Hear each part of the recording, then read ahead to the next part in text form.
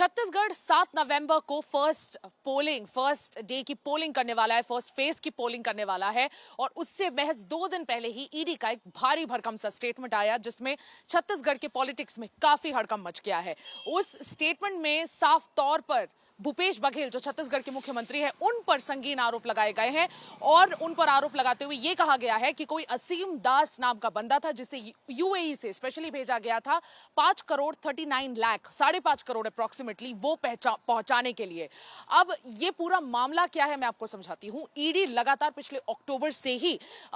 छत्तीसगढ़ में मौजूद है, हर एक तरह के अलग अलग स्कैम्स को उजागर कर रहे हैं और उस पर इन्वेस्टिगेशन भी जारी है। कोल स्कैम बात करें, लिकर स्कैम, ये सारे स्कैम्स ईडी के मुताबिक बहुत बड़े बड़े मात्राओं में हो रहे हैं। लेकिन 2-3 महीनों से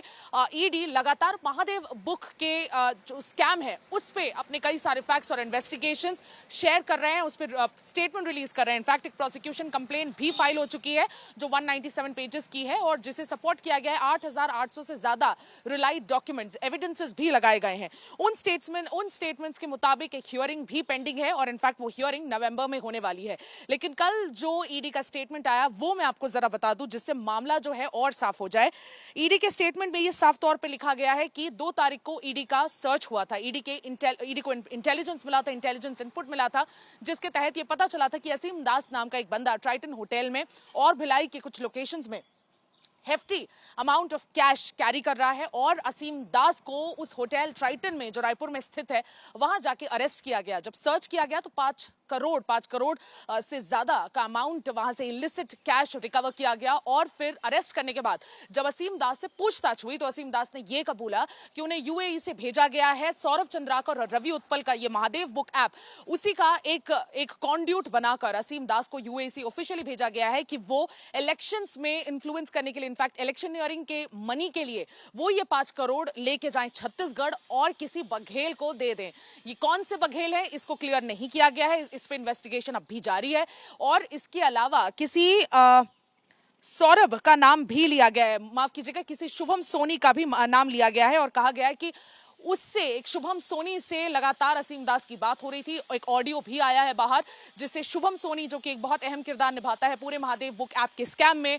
उसने बात करते हुए असीम दास को यह कहा कि ये जितना भी अमाउंट है कैश का जो रिकवर किया गया है वो भूपेश बघेल या किसी बघेल के तरफ पहुंचा दिया जाए। मैं आपको बार बार कह रही हूं कि कौन सा बघेल ये बिल्कुल मेंशन नहीं किया गया है। छत्तीसगढ़ चीफ मिनिस्टर का इस पे क्या रोल है इस पे अभी इन्वेस्टिगेशन जारी है। महादेव बुक ऐप लगातार सुर्खियों में बना हुआ था, इनफैक्ट 8 महीने से ईडी इस पर अच्छी खासी कड़ी नजर बनाकर रखे हुए थे। लेकिन पिछले 2-3 महीनों से उन्होंने लगातार प्रेस कॉन्फ्रेंस करके अपने स्टेटमेंट्स के थ्रू बताया कि कितनी इन्वेस्टिगेशन आगे बढ़ चुकी है। अभी तक 14 लोगों को छत्तीसगढ़ में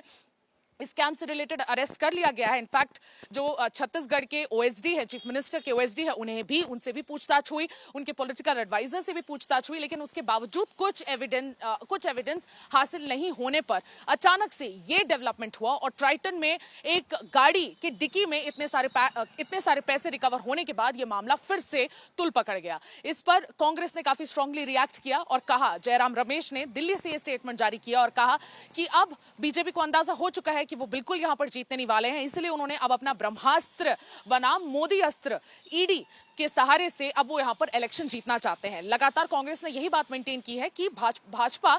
इन्वेस्टिगेटिंग एजेंसी सीबीआई हो, आईटी हो, ईडी हो, इन सभी का इस्तेमाल करके इलेक्शन को इन्फ्लुएंस करने की काफी कोशिश कर रहा है। इनफैक्ट भूपेश बघेल ने खुद इस पर रिएक्ट किया और कहा कि मैं भी किसी को किसी दिन खड़े कर दूं और कह दूं कि ये सारे पैसे किसी फलाना ठिकाना के नाम से मुझे मिले हैं या मुझे किसी बीजेपी के शख्स ने दिए हैं, तो ये कैसे एविडेंट हो जाता है कि ये सच में हुआ है कि नहीं। उनके बात में भी काफी वजन है, लेकिन बीजेपी ने उनको घेरना काफी ज्यादा शुरू कर दिया है। उनको एक मुद्दा मिल गया है, बीजेपी ने घेरते हुए इनफैक्ट स्मृति ईरानी ने दिल्ली में पीसी किया भारतीय जनता पार्टी के हेडक्वार्टर्स में और उस पीसी में कहा कि इतने सारे लोग एक साथ झूठ कैसे बोल सकते हैं, जब इतने सारे इन्वेस्टिगेशन हो रहे हैं, इतने सारे इन्वेस्टिगेशंस में आपके नाम आ रहे हैं, तो